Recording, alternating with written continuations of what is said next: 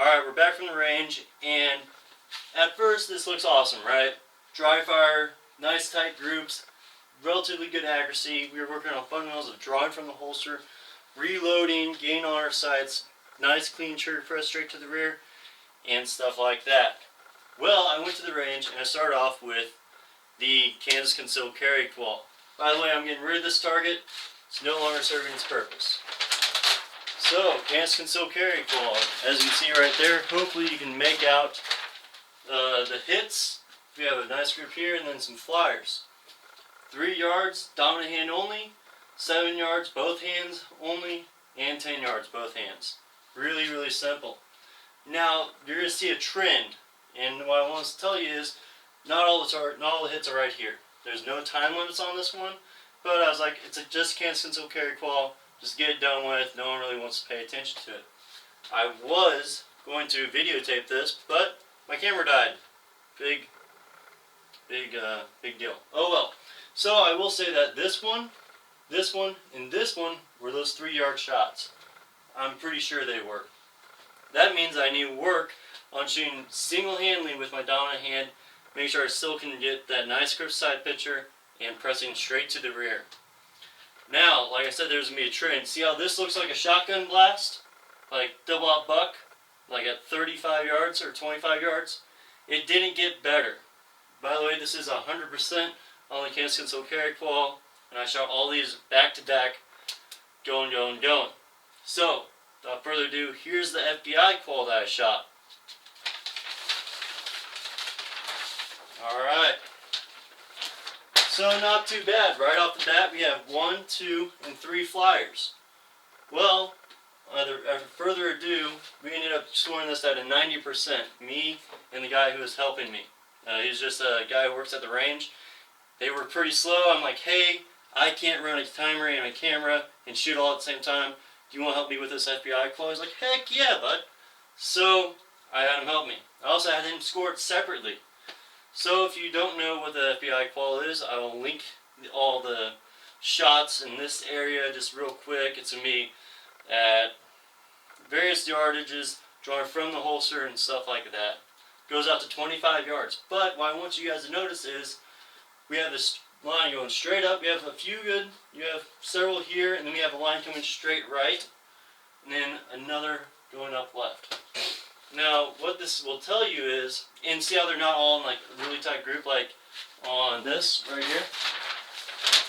They're not like all like this, and that's come to 2 or 3 things. Now, a shotgun, like hits like this, automatically lets the instructor know that you're not focusing as much as you can on the front sight and getting good, accurate hits. These are just good enough hits. And at the time, I was like, yeah, that's good enough. It's within the white, and it's above the belt line and within the boundaries. And I was like, that's good enough. It will pass me. But in hindsight, I'm like, I can't just be good enough. I need to be better. So, that being said, I'm going to diagnose this target real quick. These all going straight up is lack of, basically I'm pushing out, shooting, and I'm not letting the gun come back from recoil in time, or I'm letting the gun drive me just a little bit. Granted, I don't have any way out here, but I'm letting the gun drive me a little bit more. As we get further out, 25 yards, that's what these 3 hits were. All of them were actually at 25 yards, I do remember this. And you shoot 10 rounds at 8 to 10, I don't remember which one it is. I'll post that right here. You shoot that many rounds at 25 yards. Standing and then kneeling. 8 rounds, 4 standing, 4 kneeling. Anyways, so the reason why we gave it a 90 is I had him go ahead and count all the ones on the inside first.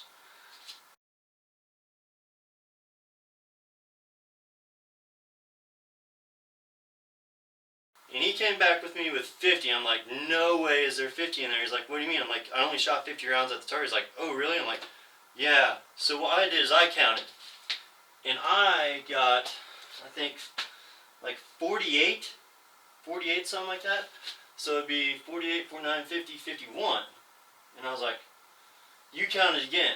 And he's like, well, you got 3 out. So that automatic drive your score down to 47. And then we counted in here. And if we can only count 48 in here, that means that 2 are missing. So we went ahead and scored it at 90.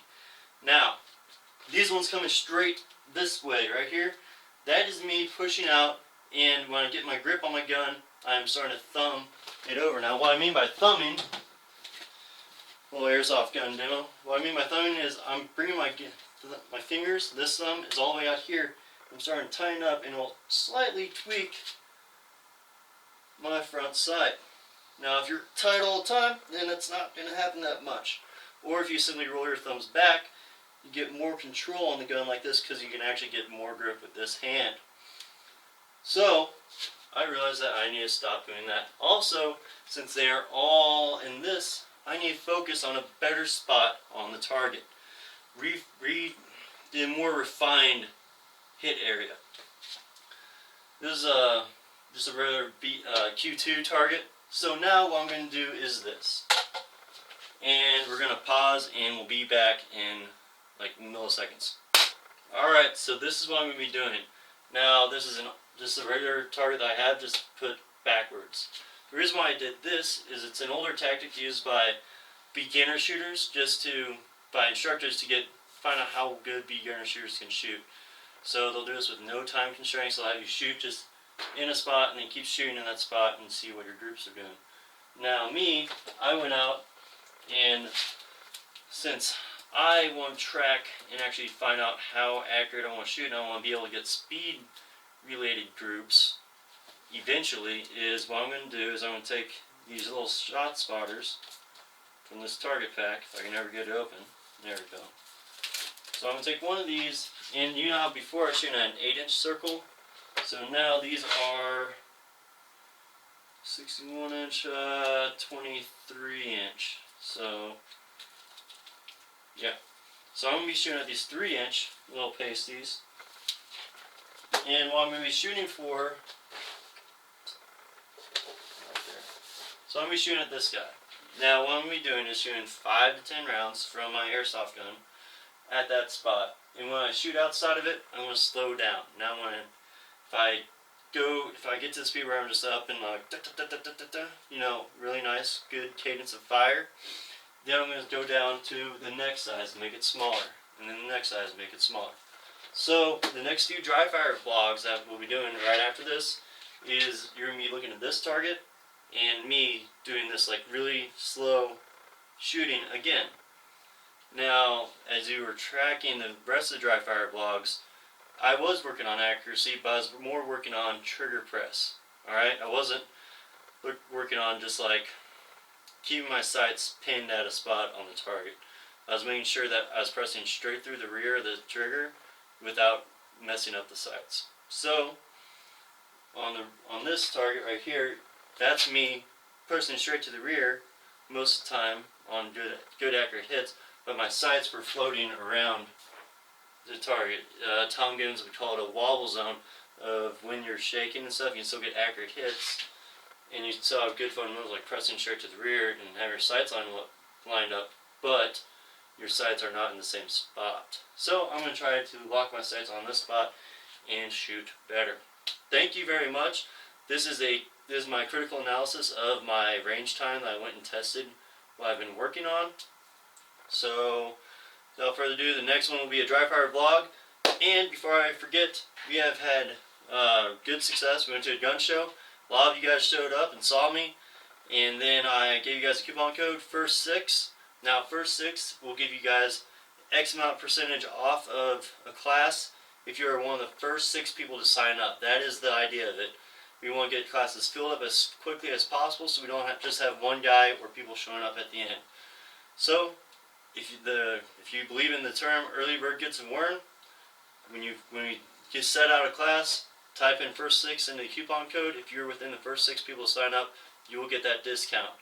Everyone else, you snooze, you lose. That doesn't mean I don't want you there. The classes are still really affordable. So show up and have a good time. Thank you guys. By the way, the training is going to be on Mayday Training, llc.weebly.com. Never mind, not the LLC part. MaydayTraining.weebly.com. It's all linked in the description below. Thank you guys very much and have a great weekend.